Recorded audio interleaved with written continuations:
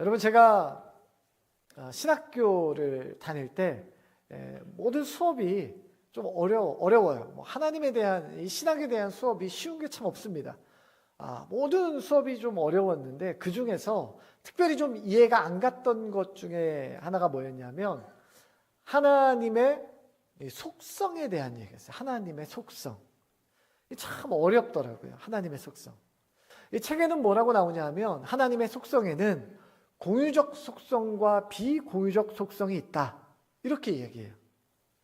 제가 이렇게 말씀드리니까 여러분들도 지금 저게 무슨 말인가 하는 표정으로 저를 보시는데요. 저도 처음에 수업을 들을 때 저게 도대체 무슨 말인가 했습니다. 자, 쉽게 말하면 이런 뜻이에요. 하나님이 우리 인간을 만드셨을 때 그냥 흙을 이렇게 빚어가지고 대충 만든 것이 아니라 성경 말씀에 보면 하나님의 형상으로 만드셨다라고 기록하고 있어요. 하나님의 형상으로 만드셨다. 자, 여기서 말하는 형상이라는 것이 뭔가?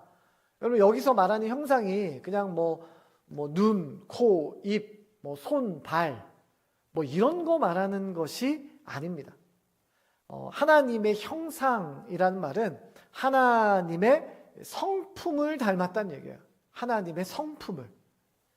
자, 하지만 여러분, 우리가 하나님의 성품을 닮아 있다라고는 하지만 엄연히 하나님은 우리를 창조하신 창조주시고 저와 여러분은 그냥 피조물일 따름입니다. 우리가 하나님의 형상을 닮아 있기는 하지만 분명한 차이가 있어요. 차이가. 자, 이런 면에서 보면 비공유적, 앞에서 말씀드린 이 비공유적인 속성이다라는 것은 뭐냐? 하나님이 가지고 계시는 절대적인 속성이에요. 하나님만이 가지고 계시는 절대적인 속성. 자, 예를 들면 이런 겁니다. 여러분 우리가 영원할 수 있습니까? 우리가 영원히 살 수 있어요? 여러분, 우리는 영원히 살 수 없습니다. 오직 하나님만이 영원하세요. 여러분, 우리가 시간과 공간의 제약을 받지 않을 수 있어요? 지금 같은 시간에 대구에도 있지만 서울에도 있을 수 있습니까? 그럴 수 없습니다. 그런데 하나님은 시간과 공간의 제약을 받지 않으세요. 어디든지 있을 수 있습니다. 그래서 우리가 이걸 좀 어려운 말로 무소부재하신 하나님 이런 표현도 쓰잖아요. 여러분, 오직 하나님만이 완전하세요. 하나님만이 스스로 계십니다. 자, 제가 앞에서 말씀드린 이런 것들은 우리가 절대로 가질 수 없는 거예요. 오직 하나님만 가지고 계신 것. 자, 이게 바로 비공유적인 속성입니다. 자, 그럼 반대로 공유적인 속성은 뭐냐? 하나님도 가지고 계시지만 우리도 완전하진 않지만 그래도 조금 가지고 있는 것. 자, 예를 들면 지식. 하나님은 모든 지식에 대해서 완전하시지만 우리 인간은 지식이 있긴 있어요. 하지만 하나님처럼 완전하지는 않습니다. 우리가 선해요. 착해요. 선해요. 하지만 하나님처럼 완전한 선함은 아니에요. 조금 선해요. 거룩, 공의, 긍휼 마찬가지예요. 우리도 조금 그런 것들이 있지만 하나님처럼 완전하지는 않습니다. 자, 그것 중에 또 뭐가 있냐면 사랑이에요. 사랑. 여러분, 우리가 가지고 있는 사랑 역시 하나님을 닮아 있는 사랑입니다. 하지만 하나님의 완전하신 사랑과는 조금 다르게 우리의 사랑은 완전한 사랑은 아니에요. 자, 우리의 사랑이 완전하지 않는 이유가 무엇인가? 그 이유는 우리가 하나님의 성품을 닮아 있기는 하지만 그마저도 우리의 죄로 인해서 그것이 손상되었기 때문에 그렇습니다. 자, 우리의 사랑이 손상되었다면, 우리 인간이 이 세상을 살아가는 동안 숙제가 있다면 어떻게 그 사랑을 회복할 것인가가 우리에게 있어서 숙제예요. 숙제. 자, 그리고 그 사랑을 회복하는 법을 오늘 바울은 고린도전서 13장을 통해서 우리에게 알려주고 있습니다. 자, 바울은 고린도 교회에게 편지하면서 우리가 회복해야 될 사랑에 대해서 아주 자세하게 기록하고 있어요. 자, 그 사랑에 대해서 말하기 전에 먼저 고린도 교회가 어떤 교회냐? 자, 고린도 교회를 한마디로 표현하면 은사가 많이 나타난 축복받은 교회였습니다. 은사가 아주 많이 나타나는 그런 축복받은 교회였어요. 그런데 그들이 은사를 많이 받기는 했지만 그 은사에 대한 오해도 많았던 곳이 바로 고린도 교회입니다. 이 은사를 마치 자기 것처럼 생각했어요. 내가 받은 아주 특별한 은혜처럼 생각했어요. 여러분, 하나님께서 은사를 우리 성도들에게 주시는 이유가 뭔가요? 여러분, 하나님께서 우리에게 은사를 주시는 이유는 하나입니다. 다른 사람을, 우리 옆에 있는 성도를, 우리 가족을 도우라고, 더 섬기라고, 나누라고, 쓰러져 있는 성도들 세워주라고 주신 것이 바로 은사예요. 그런데 고린도 교회 성도들은 그 은사를 내 것처럼 생각했어요. 자랑처럼. 나는 이런 은사를 받았는데 너는 은사가 없네. 나는 이런 특별한 은사가 있는데 너는 별로 그렇게 특별하지 않네. 비교하고 자랑했어요. 이게 비교하고 자랑하다 보니까 은사 받은 사람이 아주 우월해지는 거죠. 우월해져. 나는 받았다 하는 거죠. 자, 그런데 오늘 그러한 잘못된 은사에 대한 생각을 갖고 있는 고린도 교회 성도들을 향해서 바울이 설명하는 거예요. 자, 고린도전서 12장 7절은 이렇게 기록을 합니다. 자, 같이 읽습니다. 시작. 각 사람에게 성령을 나타내심은 유익하게 하려 하심이라. 성령의 은사를 주신 이유는 딱 하나다.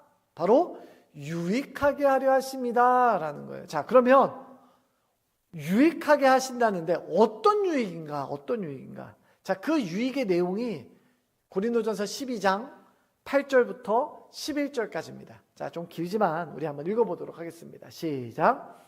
어떤 사람에게는 성령으로 말미암아 지혜의 말씀을, 어떤 사람에게는 같은 성령을 따라 지식의 말씀을, 다른 사람에게는 같은 성령으로 믿음을, 어떤 사람에게는 한 성령으로 병 고치는 은사를, 어떤 사람에게는 능력 행함을, 어떤 사람에게는 예언함을, 어떤 사람에게는 영들 분별함을, 다른 사람에게는 각종 방언 말함을, 어떤 사람에게는 방언을 통역함을 주시나니 이 모든 일은 같은 한 성령이 행하사 그의 뜻대로 각 사람에게 나누어 주시는 것이니라. 하나님께서 이렇게 고린도 교회에게 다양한 은사를 주셨는데, 그리고 그 주신 은사로 유익하게 하기 위해서 이것을 주셨는데, 자, 그것이 누구의 유익을 위함인가? 고린도전서 12장 27절에 보면 너희는 그리스도의 몸이요 지체의 각 부분이라 라고 설명해요. 자, 이것을 연결해 보면 뭐냐? 하나님께서 성도에게 은사를 주신 이유는 그리스도의 몸이요 그리스도의 지체된 교회의 유익을 위함이다 라는 거예요. 바로 교회를 유익하기 위해서 은사를 주셨어요. 여러분, 하나님께서 성도들에게, 우리 모든 성도에게 은사를 주신 이유는 딱 하나입니다. 교회를 유익하게 하기 위해서 주신 거예요. 저는 우리 모든 가창교회 성도들이 이러한 풍성한 은사를 갖기를 바랍니다. 여러분, 우리 교회가 정말 이런 은사가 많은 교회였으면 좋겠어요. 그래서 서로가 서로를 유익하게 하는 공동체였으면 좋겠어요. 여러분, 2026년 올 한 해 우리 가창교회가 하나님의 은혜 안에서 더욱 든든히 세워가도록, 서도록 성령의 은사를 구하고 그것을 경험하는 여러분 되시기를 주님의 이름으로 축복합니다.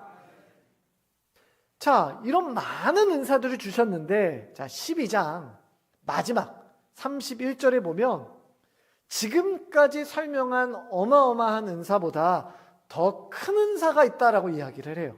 자, 31절을 우리 같이 읽겠습니다. 시작. 너희는 더욱 큰 은사를 사모하라. 내가 또한 가장 좋은 길을 너희에게 보이리라. 바울은 지금까지 많은 은사들을 언급했습니다. 이런 은사, 저런 은사, 예언의 은사, 방언의 은사, 통역의 은사, 그런 놀라운 은사들을 이야기했는데 31절에 보니까 그것보다 더 큰 은사가 있다. 더 큰 은사가 있다. 그걸 너희들이 좀 사모해라. 자, 그러면 더 큰 은사라는 게 뭔가? 자, 감사하게도 12장 31절의 다음 절이 바로 13장 1절입니다. 자, 13장 1절에 바로 그 궁금증이 풀립니다. 자, 13장 1절 우리 같이 읽어보도록 합니다. 시작.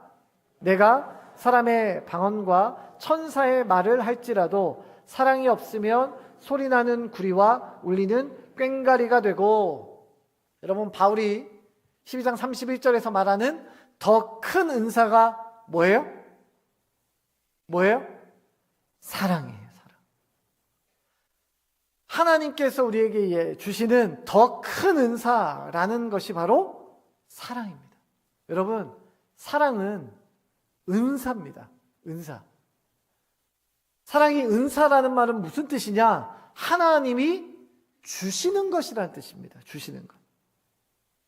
자, 여러분, 오늘날 많은 사람들이 오해하고 있는 것 중에 하나가 뭐냐면 사랑은 감정이라고 이야기하는 거예요.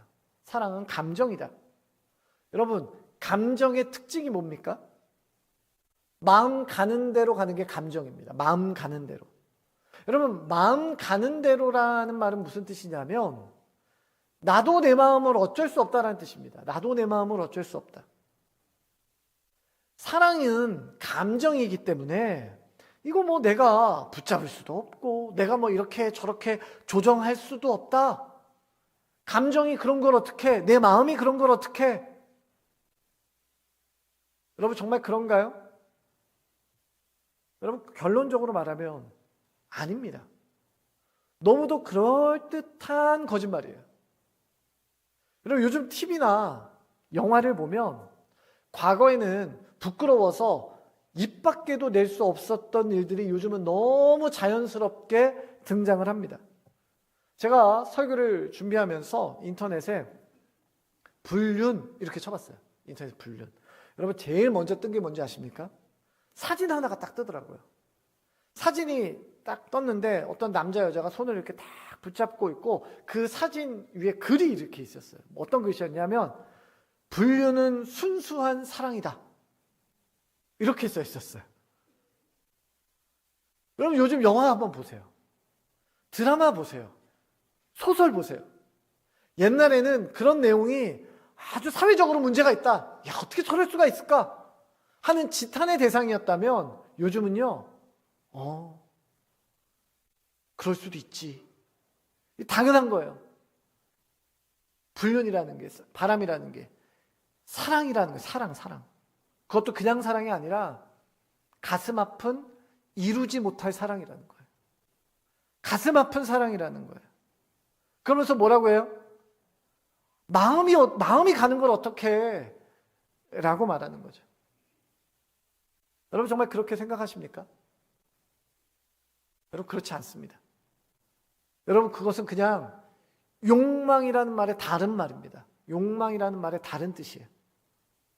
여러분, 그것은 욕망의 일그러진 모습이지 정상적인 사랑이라고 할 수 없습니다. 그런데 세상은 뭐라고 말해요? 그것도 또 다른 사랑의 형태다라고 말하는 거죠. 요즘처럼 어떤 개인의 행복을 중요시하는 시대에 더 일그러져 버렸어요. 더 삐뚤어져 버렸어요. 사랑 안에는 물론 감정적인 요소가 있죠. 하지만 그거는 내 마음이라 어쩔 수 없는 것. 여러분, 이것은 잘못된 접근입니다. 사랑 안에는 책임이라는 게 있고요. 의무라는 것도 있어요. 내가 감당해야 될 수고와 노력이라는 것 역시 있습니다. 그런데 요즘 이 시대에 사랑이 감정이 되다 보니까 그것이 일그러지게 표현이 되고 있는 거예요. 여러분 요즘 문제가 되고 있는 동성애도 저는 마찬가지다라는 생각이 듭니다. 물론 동성애 자체도 문제예요. 근데 여러분 요즘 여러분 문화 안에 보십시오. 영화나 드라마나 만화나 소설이나 가릴 것 없이 어떤 메시지를 줘요? 그 안에 들어있는 메시지가 뭐냐면 네 마음이 그러면 어쩔 수 없지예요. 네 마음이 그러면. 네 마음이 그렇다는데 어떻게 맞겠어? 여러분 이게 자연스럽다는 게 큰일이에요. 아 그렇지. 이게 자연스럽다는 게 문제입니다. 여러분 혹시 청소년 자녀를 키우고 있는 부모님들 계시다면 잘 들으셔야 돼요. 요즘 심각합니다. 제가 몇 개 설교를 위해서 찾아봤는데도 너무 쉽게 나와요. 영화, 만화, 드라마, 만화, 소설. 우리 아이들이 책을 읽거나 핸드폰 보고 있으면 공부하나 보다. 아니 뭐 보고 있는지 뭐 읽고 있는지 한번 점검하셔야 돼요. 우리 아이들이 그런 일그러진 사랑의 모습을 마치 자연스럽게 생각할 수 있는 거예요. 이 문제라는 거죠. 오늘날 세상은 무엇이라고 말합니까? 사랑은 내 마음, 내 감정이 시키는 일이라고 하는 거예요. 때문에 그것은 막을 수 없으니까 마음 가는 대로 가라는 거죠. 여러분 이거 거꾸로 얘기해 볼까요? 반대로 네 마음이 시키지 않으면, 네 마음이 가지 않으면 가지 마라. 네 마음이, 네 생각이 중요한 거다라고 이야기해요. 여러분 저는 요즘에 이러한 시대, 이러한 마음들이, 이러한 생각들이 사단이 주는 아주 큰 이 시대의 전략이라는 생각이 들어요. 여러분 그런데 오늘 바울은 고린도전서 13장을 기록하면서 지금 뭐라고 이야기하냐면 사랑은 마음 가는 대로 되는 게 사랑이 아니다 라고 말하는 거예요. 너 마음대로 움직이는 게 사랑이 아니다 라고 말하는 거예요. 자연스럽게 되는 게 사랑이 아니다 라는 거예요. 여러분 고린도전서 12장 31절에 말하는 큰 은사가 바로 사랑이라고 말씀을 드렸잖아요. 여러분 사랑은 자연스럽게 되는 게 아니라 은사예요. 은사. 보통 은사가 아니에요. 예언하고 병 고치고 방언하고 방언을 통역하는 것보다 더 크고 위대한 은사가 바로 사랑인데요. 성경은 그 사랑의 은사를 뭐라고 말하냐면 사모하라라고 되어 있어요. 성경에 보니까 사모하라. 여러분 사모하다라는 말은 뭐냐요? 사전에 찾아보면요 애쓰다라는 뜻이에요. 헬라어 사전 찾아보면 이 단어는요 애쓰다, 노력하다, 간구하다라는 거예요. 더 큰 은사인 사랑을 하나님께 달라고 간절히 애쓰라는 얘기입니다. 하나님께 그 사랑을 하게 해달라고 간구하라는 얘기예요. 하나님께 요청하라는 얘기예요. 자연스럽게 되는 게 아니라 마음 가는 대로 되는 것이 아니라 하나님께 구하라는 얘기입니다. 사랑할 수 있도록. 여러분 사랑의 은사는 하나님께 구해서 얻는 거예요. 여러분 그러면 여러분 사랑의 은사를, 이 사랑이라는 은사를 여러분 하나님께 구해 본 적 있으십니까? 여러분 저는 예전에 이렇게 기도한 적이 있어요. 하나님, 제가 도저히 사랑이 안 되는데 좀 사랑할 수 있도록 해주세요. 실제로 진짜 이렇게 기도한 적이 있습니다. 언제 이렇게 기도했냐? 제가 예전에 미혼모 사역 한참 할 때 이렇게 기도했어요. 전부 다 그런 건 아니지만 여러분 미혼모 가정을 이렇게 보면 상처가 참 많습니다. 이게 상처 덩어리예요. 제가 본 거의 99%는 그 미혼모 가정의 엄마죠. 그러니까 엄마. 그 엄마가 거의 99% 깨어진 가정이 많아요. 깨어진 가정이 정말 많습니다. 편모나 편부에서 컸거나 아니면 보육원에서 컸거나. 편모 가정이 참 많아요. 깨진 가정들 많아요. 그러니까 어렸을 때부터 건강한 가정을 본 적이 없는 거예요. 건강한 가정을 본 적 없고, 건강한 남편을 본 적 없고, 건강한 아내의 모습을 본 적이 없고, 건강한 엄마의 모습을 본 적이 없는 거예요. 아이를 어떻게 키워야 될지, 아이를 어떻게 인격적으로 키워야 될지 이거를 몰라요. 본 적이 없어서 몰라요. 그러니까 얼마나 힘들겠어요. 그 인생이. 그 삶이 얼마나 힘들겠어요. 힘들다라는 건 뭐냐 하면 스트레스를 받는다는 얘기예요. 그러니까 엄마가 스트레스를 얼마나 받겠어요. 그러니까 남편이 있어도 육아하는 게 힘들어서 스트레스를 받는데 남편 없이 혼자 아이를 키우니 세상의 모든 것이 다 스트레스죠. 그런데 그 스트레스를 어디다 풀어요? 어디다? 아이한테 풀어요. 아이한테. 술 먹고 아이한테 풀어요. 제가 옆에서 이렇게 보면 조그만 일에도 애들한테 버럭버럭 소리를 지릅니다. 뭐 아이들이 좀 어린애들 같은 뭐 2살, 3살 같은 아이들은 뭐 지나다니다가 뭘 쏟기도 하고 넘어뜨리기도 하고 부딪히기도 하고 뭐 깨지기도 하고 뭐 이렇잖아요. 그러면 아유 조심해라 우리 같으면 이럴 텐데 소리를 지릅니다. 심지어는 그냥 소리를 지르는 것도 아니고 옆에 목사인 제가 있음에도 불구하고 아주 민망할 정도로 욕을 해요. 아주 뭐 저도 처음 들어보는 욕을 막 아이한테 그 조그만 애한테 합니다. 여러분 제가 목회하면서 저는 목회자니까 여러분 늘 만나는 사람은 이 보드라운 사람들만 만나요. 저는 거친 사람들 잘 만나지 않습니다. 늘 이렇게 보드라운 사람들만 만나다가 이 거친 사람들을 만나려니까 저도 너무 힘든 거예요. 일주일에 한 번씩 만나는데 막 욕하고 막 애들한테 뭐라고 하고 그리고 예의가 없어요. 예의가 없는 분들 좀 계세요.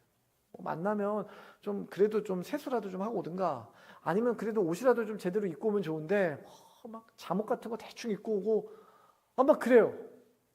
너무너무 제가 힘들더라고요. 그래서 하나님한테 기도했어요. 앞에서 말씀드린 하나님 도저히 제가 사랑이 안 됩니다. 제가 목회자로서 제가 저 사람들이 사랑이 좀 안 됩니다. 하나님 저 사람을 좀 사랑할 수 있도록 저에게 사랑의 마음을 주십시오.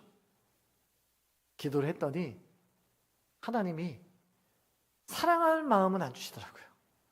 사랑할 마음은 안 주시고 오히려 반대로 그 미혼모 가정에 어려운 일이 막 생기는 거예요. 막 펑펑펑펑 터지는 거예요. 막 집 계약이 틀어진 거죠. 멀쩡하게 살던 집인데 갑자기 집주인이 나가라 그러고 막 계약을 했는데 이제 막 이삿날만 다 잡아놨는데 갑자기 집주인이 들어오지 말라 그러고 그러니까 엄마가 아이 데리고 갈 데가 없는 거예요. 어디로 가야 되냐고 막 이러면서 있는데 뭐 방법이 없는 거죠. 막 겨우겨우 집을 어디서 구해서 들어주고 뭐 다른 집에서 며칠씩 데리고 있고 뭐 이런 일이 생겨요. 자기 이제 교회 나오고 싶다고 그래서 교회 나오라고 해서 이번 주에 만나기로 했는데 갑자기 자기 일하는 직장에 있는 분이 일요일 날 출근해가지고 일하라고 그래가지고 갑자기 교회를 못 오고 갑자기 애가 아프고 어디 수술해야 되고 뭐 별의별 일들이 막 생기는 거예요. 자 그러면서 제가 어떻게 되기 시작했냐면 미혼모들 가정의 삶을 가까이서 보게 된 거예요. 야, 정말 힘들구나라는 걸 제가 그때 알았어요. 야, 정말 상처가 많구나. 상처가 많구나. 아픔이 많구나. 야, 누구의 도움 없이는 안 되겠구나. 이런 생각이 제 마음에 들었어요. 그러니까 그런 마음이 드니까 어떻게 되냐? 제가 그 가정을 더 품고 그 가정을 위해서 더 노력하고 애쓰고 그 가정을 사랑하려고 제가 노력하고 있더라고요. 갑자기 그 가정이 변해가지고 사랑스러워지는 것이 아니라 그 가정을 아픔을 가까이에서 보니까 내가 사랑해야 되겠구나라고 제가 사랑을 노력하고 있더라고요. 여러분 그래서 고린도전서 13장 1절부터 3절까지는 이렇게 기록하고 있는 거예요. 우리 같이 한 목소리를 읽어보겠습니다. 시작. 내가 사람의 방언과 천사의 말을 할지라도 사랑이 없으면 소리나는 구리와 울리는 꽹과리가 되고 내가 예언하는 능력이 있어 모든 비밀과 모든 지식을 알고 또 산을 옮길 만한 모든 믿음이 있을지라도 사랑이 없으면 내가 아무것도 아니요 내가 내게 있는 모든 것으로 구제하고 내 몸을 불사르게 내줄지라도 사랑이 없으면 아무 유익이 없느니라. 여러분 1절부터 3절까지 공통적으로 들어가는 단어가 있어요. 바로 사랑이 없으면인데요. 그냥 사랑이 없으면이 아니고요. 그 앞에도 같이 포함해야 돼요. 할지라도 사랑이 없으면이에요. 할지라도. 사랑이 없이는 천사의 말을 해도 여러분 그건 그냥 소음이고요. 내가 산을 옮길 만한 믿음이 있어도 그건 아무 소용이 없고요. 내가 아무리 헌신을 해도 내게 아무 유익도 없다라는 거예요. 여러분 그것이 의미하는 게 뭡니까? 사랑 없이는 그 무엇도 무의미하다라는 뜻입니다. 무의미하다. 여러분 그러면 우리가 먼저 인정해야 될 것이 무엇이냐? 자, 사랑이 없으면 모든 것이 무의미한데 여러분 우리가 먼저 인정해야 될 건 뭐냐면 내가 가지고 있는 할지라도라는 한계예요. 한계. 나에게 한계가 있다라는 거죠. 내게 사랑할 능력이 없다라는 거예요. 사랑할 능력이 없다라는 거예요. 여러분 저절로 되는 사랑은 그냥 하면 됩니다. 마음 가니까. 여러분 그런데 사랑할 수 없는 대상들이 있어요. 사랑할 수 없는 존재가 있어요. 사랑할 수 없는 관계가 있어요. 내 마음은 절대로 글로 안 가는 사랑, 그런 게 있어요. 그때 어떻게 해야 되느냐라는 거죠. 여러분 그것이 우리의 한계예요. 여러분 예전에, 요즘은 많이 없어졌는데 예전에는 지역 감정이라는 게 있었어요. 그 사람이 나한테 잘못한 거 하나 없는데 관계가 안 좋아요. 그 지역에서 태어났다라는 이유만으로 경상도 하고 전라도 하고 충청도 하고 약간의 이런 껄끄러운 것들이 있어요. 여기 연세가 좀 있으신 어른들은 아마 그 시대를 아마 지나오셨을 거예요. 저희 때는 조금 그런 것들이 조금 많이 누그러지긴 했는데 안 된다. 그 지역 사람들은 안 된다는 거예요. 안 된다는 거. 다른 건 모르겠는데 그쪽 사람들은 안 된다는 거예요. 여러분 또 요즘 뉴스를 보면 무슨 뉴스 많이 나오냐? 요즘은 정치 뉴스 많이 나와요. 보수정당, 진보정당 하면서 막 갈등하는 내용이 한참 나옵니다. 갈등을 한참 해요. 제가 그래도 우리가 그리스도인으로 어떤 지역이나 어느 정치적인 부분들을 다 그런 것보다는 우리가 그리스도의 사랑으로 우리가 품어야 되지 않겠습니까? 그럼 어떤 분들은 저한테 뭐라고 얘기하냐? 목사님, 그거는 믿음하고 다릅니다. 그거는 믿음하고 다른 겁니다. 이렇게 또 말씀하세요. 여러분 예수님이 말씀하시는 사랑, 우리에게 은사로 우리가 주어지는 그 사랑은 어떤 사랑이에요? 여러분 교회 안에서만 작동하는 사랑입니까? 교회 안에서만? 여기에서만? 우리끼리 모였을 때만? 혹은 같은 기독교인들만 작동하는 사랑이에요? 같은 기독교인들은 사랑하지만 비기독교인들하고는 상관없는, 그래서 우리의 사랑이 비기독교인들에게는 영향을 줄 수 없는, 우리는 그런 사랑을 성경이 이야기하고 있습니까? 여러분 사랑이라는 것은, 우리가 해야 될 사랑이라는 것은 어떤 믿음의 영역에서만 작동하는 거지. 그래서 기도할 때, 말씀 읽을 때, 또 서로 섬기고 배려할 때, 헌신할 때, 봉사할 때, 이럴 때만 있는 것이지 어떤 사회 문제나 정치나 문화나 외교나 이런 거에는 전혀 영향력이 없는 사랑이에요.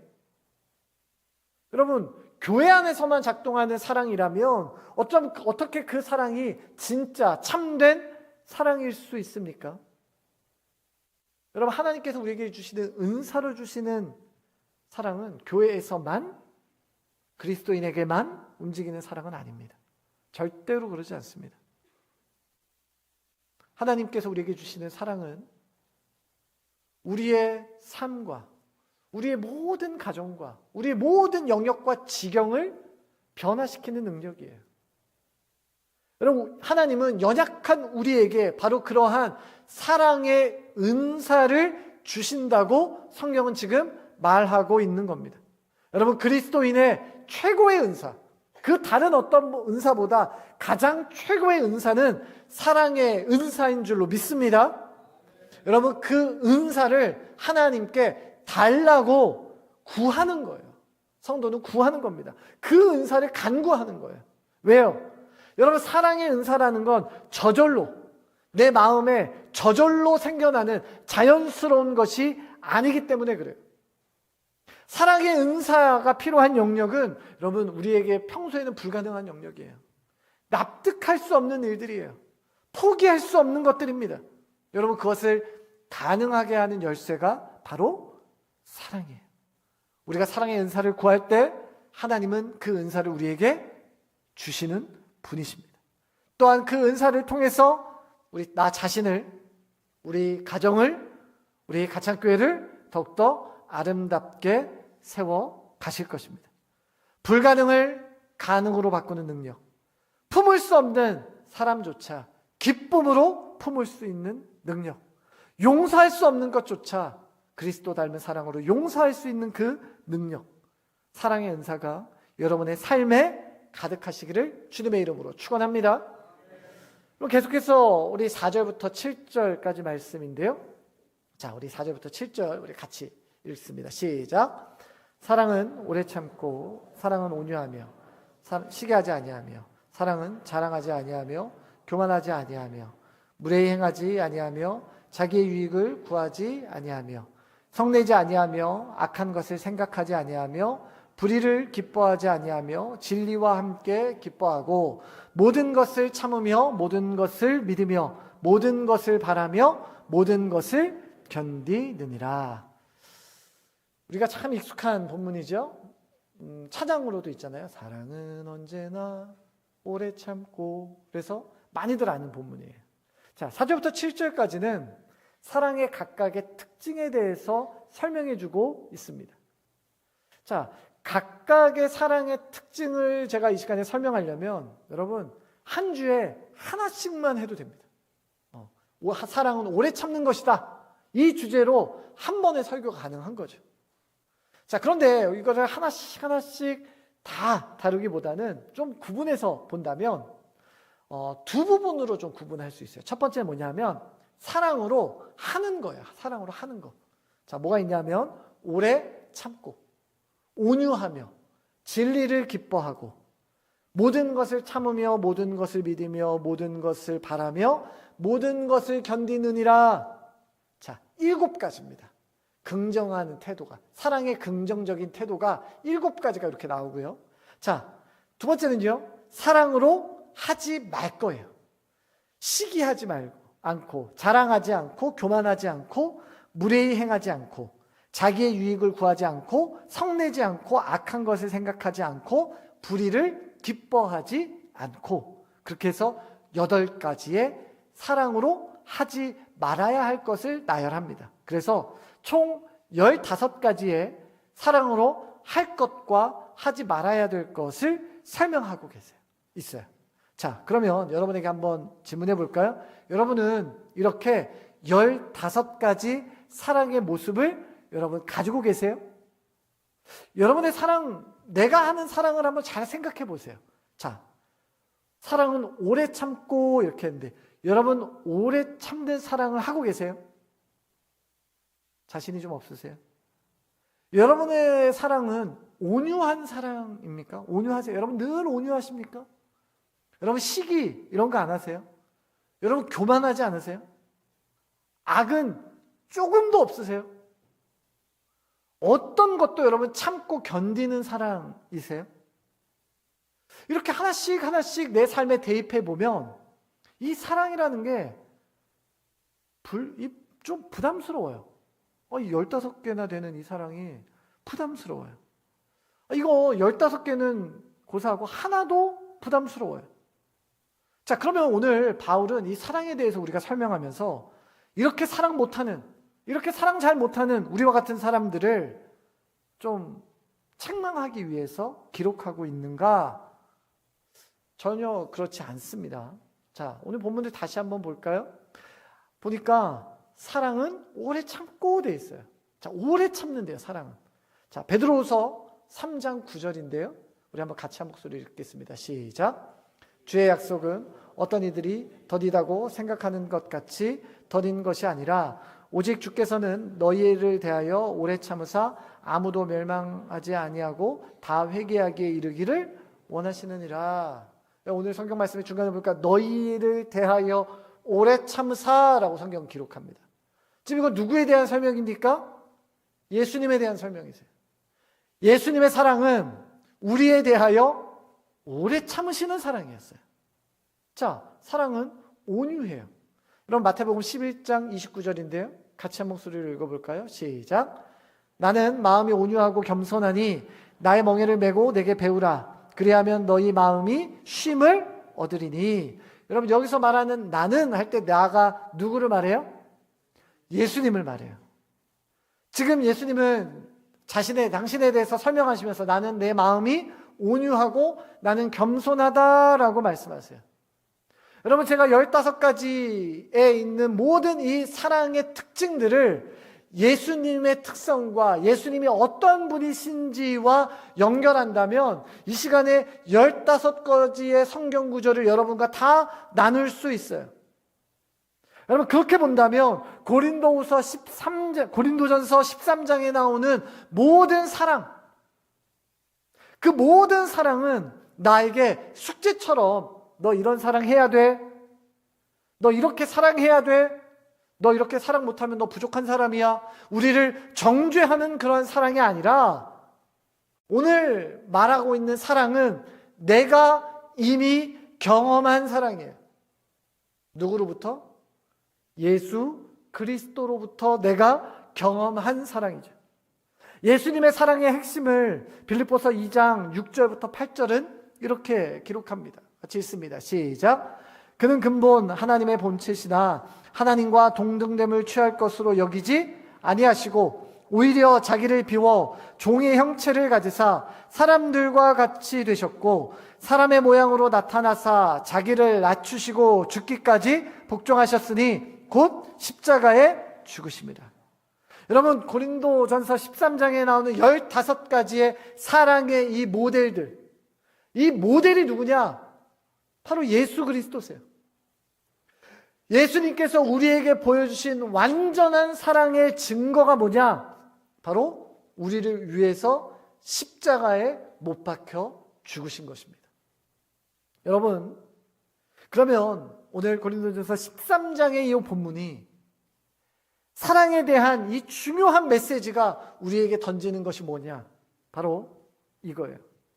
오직 예수님의 사랑을 체험한 사람만이 진짜 사랑을 할 수 있다라는 뜻입니다.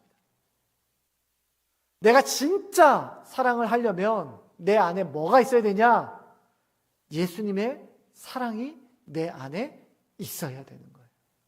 진짜 사랑할 수 있는 사람은 예수님의 사랑을 체험한 사람이에요. 여러분, 오늘 우리가 사랑하기 원하십니까? 여러분, 그러면 하나입니다. 내 안에 예수님의 사랑을 채우는 것밖에 없어요. 내가 예수님의 사랑을 먼저 경험하는 것뿐만 아니 것밖에 없습니다. 예수로 내 안에 가득할 때 우리는 저절로 예수 그리스도를 닮은 사랑을 하게 되는 것이에요. 아니, 할 수밖에 없게 되는 겁니다. 여러분, 내 안에 일어나는 예수 그리스도를 닮은 이 사랑의 열정, 그 사랑의 열정을 우리의 삶 가운데 다시 한번 회복하는 것이 바로 성도의 삶이에요. 사랑하는 성도 여러분, 내가 예수 그리스도를 닮은 사랑의 삶을 살아가기 원한다면 내 안에 예수 그리스도의 사랑을 채우는 것이 먼저입니다. 그 사랑을 내가 먼저 경험하는 것이 문제예요. 내가 그것을 경험할 때 나로부터 예수 그리스도의 사랑이 흘러가게 될 것입니다. 저 여러분 모두가 그 사랑을 흘려보내는 사랑의 통로가 되는 은혜가 여러분에게 있게 되기를 주님의 이름으로 축원합니다. 이 시간 우리 말씀 기억하며 우리 같이 찬양하겠습니다. 이 시간 우리 오직 주의 사랑에 매여 같이 찬양합시다.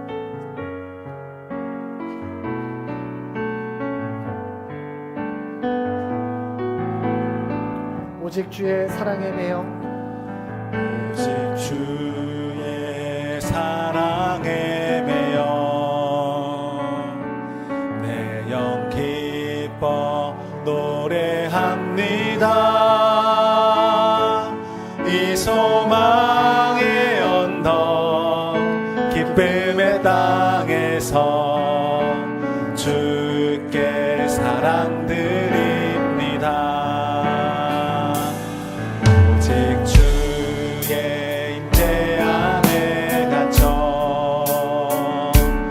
내 영 기뻐 찬양합니다. 이 소명의 언덕 거룩한 땅에서 주께 경배드립니다. 주께서 주신 모든 은혜, 주께서 주신 모든 은혜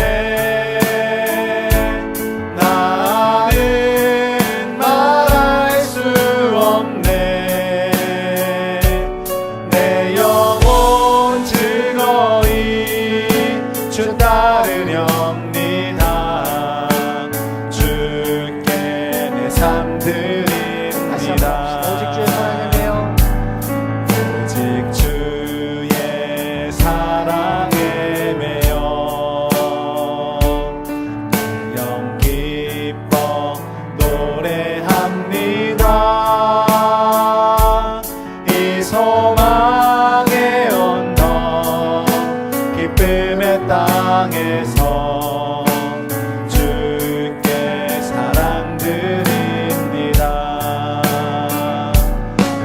오직 주의 임재 안에 갇혀 영 기뻐 찬양합니다. 이 소명의 언덕 거룩한 땅에서 주께 경배드립니다. 주께서 주신 모든 은혜, 주께서 주신 모든 은혜 나는 말할 수 없네. 내 영혼 즐거이 주 따르렵니다.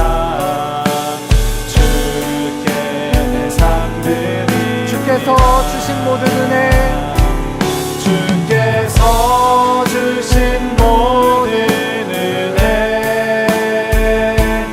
나는 말할 수 없네.